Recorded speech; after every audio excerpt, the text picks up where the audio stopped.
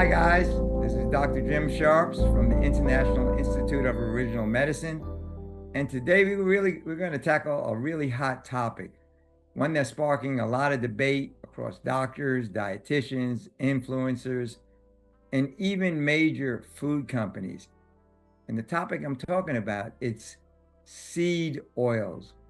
You know, they're hidden all over the place in your kitchen, in your favorite snacks, nearly every restaurant meal you eat.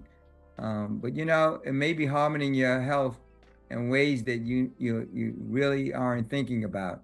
So let's dig into the science, the truth, and some natural alternatives to kind of help empower you in this very important topic. So the first thing is, what are seed oils? You know, seed oils include things like soybean oil, canola oil, corn oil, sunflower oil, safflower oil, and even like cottonseed oil. These are kind of the major ones you'll see out there.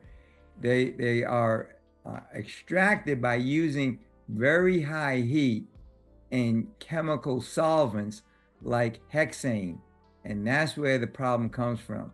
You know, most of you out there think that this has been around all along because it's been around all your lifetime, but these oils didn't even exist for human beings in our diet until about 100 years ago. And today, everyone is using it. It's everywhere. And so we think it's ubiquitous. We think it's been around since the beginning of time. And it hasn't been. And now you can understand perhaps one of the things that's contributing to a lot of the health problems that people are having today. So let's kind of look at some of the dangers of these seed oils.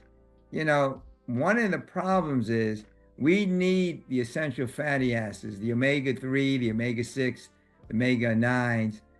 The problem is that the seed oils tend to be very high in one of those, that's the omega-6, and it really throws the balance off. It's called linoleic acid. Don't worry about the technical part of that, of all of that. But these omega-6s, while they're essential in the diet, they're only essential in very small amounts.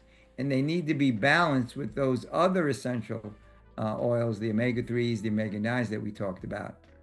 And overconsumption causes some very serious imbalances in your body. And some of the key ones are like the chronic inflammation, increased risk of heart disease, gut and skin issues, hormonal imbalances, and a lot of other factors that really is accelerating the aging process. So while these excess omega oils are fueling all this inflation, one of the problem with this is really the root cause of nearly every chronic illness that's out there, inflammation. It's one of those major factors that contribute to all health issues, you know, like infection and inflammation. There's only 10 of them. But we're focusing on the inflammation today. It's one of those root causes that's the underlying factor for chronic diseases. So, how do you spot these seed oils in your food? Where are they?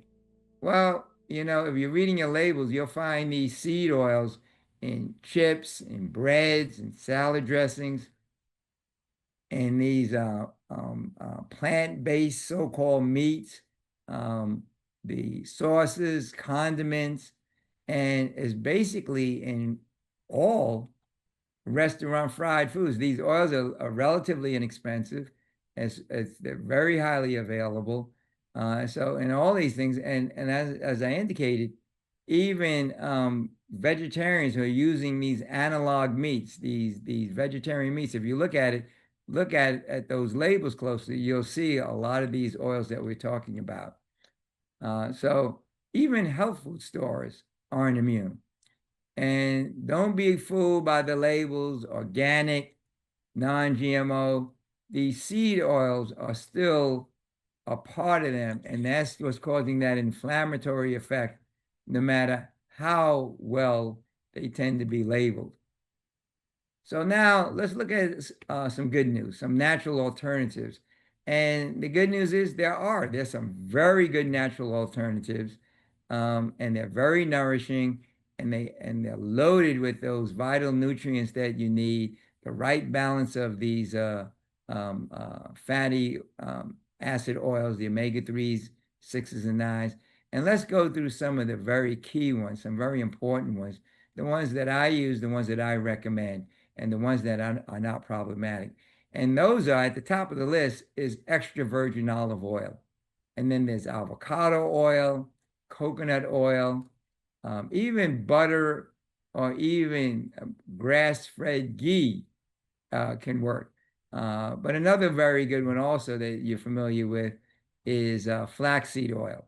So those are the ones that I would recommend, and those are the ones that have that right balance of oils. So let's look at a kind of a salad dressing, a dressing that you can make on your own with the right balance. And in this particular case, let's use virgin olive oil. If you took like 3 tablespoons of virgin olive oil and kind of put a tablespoon of raw apple cider vinegar, maybe a teaspoon of raw honey, a teaspoon of Dijon mustard, and a pinch now of salt. And don't use sea salt or Himalayan salt. Those aren't the best ones. There's some problems with that. They can also contribute to problems that, and I use that as a topic for another day. But just a pinch of regular iodized salt and some of your favorite condiments like basil, allspice, ginger, I even put in a pinch of jalapeno peppers. I like it a little bit on the spicy side. Even a pinch of cayenne sometimes. There's some very good nutrients in those, like beryllium and minerals that aren't in abundance, that have some value for different organs and tissues. And basically, you put those together and you shake it real well, kind of mix it all together, and you can pour it over your salad or your greens, etc. So you can make your homemade ones, and you can substitute the other oils that we talked about, the avocado oil or the coconut oil, and sometimes you can blend a little bit of a couple of them together, and the flaxseed oil. The most popular one is probably the virgin olive oil. That's why I mentioned that one. It's the most available in most homes.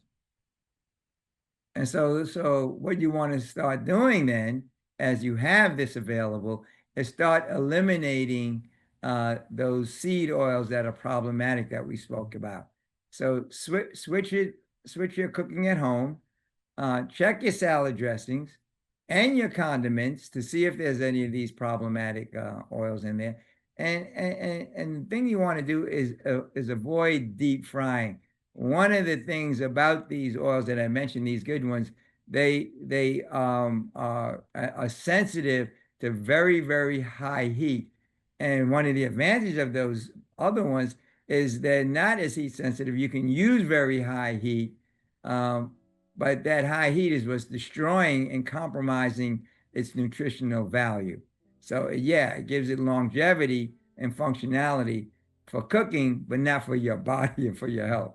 So you want to check your salad dressings, avoid the deep fried takeout, shop and for clean labels, read those labels, and stick to whole foods as much as possible. A lot of those boxed, canned, and bottled foods is where you will see the problems. And the cleaner your fats, the cleaner will be your cells, your hormones, your brain function, your liver function, and the functional integrity of your entire system. So now that you know the truth, and now that you have this information is power. So now that you have this knowledge, you will be blessed if you use it. So let's start a seed oil free revolution together. And if you found this to be of value, like this video below, share it with your friends, family, associates, and you can even comment below. Let us know what oils you're using now and which ones you think you're going to be trying to substitute in your dietary. And to help you guys out, what we want to provide for you is a free download on the seed oil detox guide. So just you can get that at iiomonline.com/seed oils. And then they'll give you some good guidelines and some support and help you to make this transition. So what I want to wish you then is health, happiness, God's richest blessings. We hope this is empowering for you. And we want to continue to provide you rich, natural, original medicine protocols and information to help you to add 15 to 30 productive years to your life. So with that, I want to wish you health, happiness, and God's richest blessings. Bye for now, and God bless.